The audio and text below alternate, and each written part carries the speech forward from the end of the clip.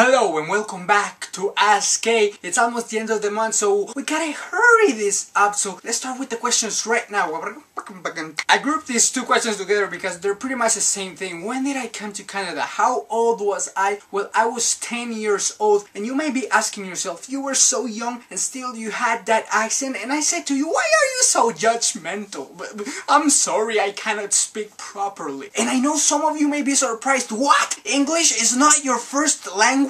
I'm sorry to disappoint you, but no, for 10 years, Spanish was my primary and only language. But I got on a plane, and the plane took me right here to Canada, and I've been here ever since. I still have lived most of my life in Colombia, but after this year I would have lived in Canada the same time as I lived in Colombia because I'm 19 and I'm gonna be 20. And if you're good at math, you'll realize that 10 plus 10 equals 20, so it's the same amount of time. And let's move on, because I know you don't want to hear about math. Capri! Oh, and you have another question. Okay, where do I live in Canada?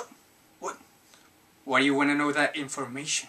I have seen those cars parked outside my house. And sure, they may belong to my neighbors, but what do I know? People may be stalking me. It's just a crazy world out there. And I cannot just tell anybody where I live in this Canada country. You know, it's a big country. I think it's still the second most biggest country in the world. So I cannot really let you know that my life is right here in Edmonton. What? No, I don't live in Alberta. Let's move on, please. Yo, monkey face, make sure you take that part out. It could be dangerous. Caprica! I know the questions are closed, but when you said it's that time of the month, because last time I said, oh, it's that time of the month again, I'm here to ask you questions, and you know, he's insinuating that it's that time of the month, you know, when girls bleed out of their vaginas. And no, my vagina is not bleeding. I don't have a vagina. I will not tolerate this sort of accusations, and I don't know why. I'm having these mood swings right now. It's kind of weird. I feel calm and then I feel sort of angry because you should not say those kinds of things to me. I'm not a female. I don't have boobs, even that feels kind of nice. Don't ask questions you're not ready to hear the answer for. Is this too crazy for you? Well, let's move on to the next question where maybe it's more serious, or maybe not.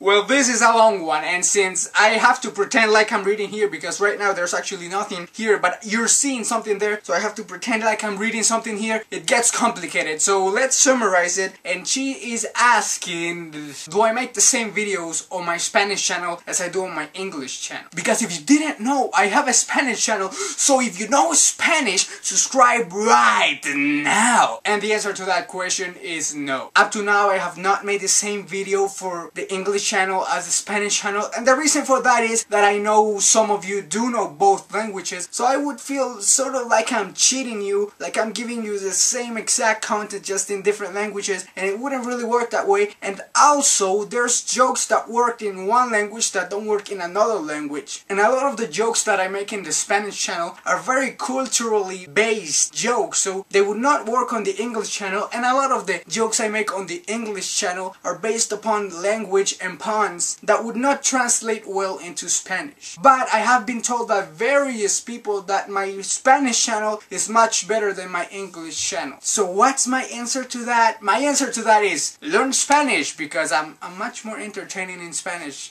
it seems like. Move on. How tall are you? Well, I am actually very short because, you know, as Latinos, most of us, the average height is much lower than the Americans and North Americans and Europeans, maybe, I don't really know, but we're short people. Some of us are actually very tall, but I'm rambling on, and the reason is because I am short. I used to be very self-conscious about my height. I'm not very self-conscious about it now, although I do wish I was taller, and the reason for that is because, as one of my dreams is to become an actor, I know that the shorter you are, the harder it is to get good parts in a movie or a show. Unless they're specifically looking for a short person, they usually want a taller person. And the other reason is because there's a lot of beautiful girls that are taller, and it kind of feels weird when I'm shorter than a girl, so it's like there's a lot of fish in the sea, but since I'm shorter, I have less fish in the sea.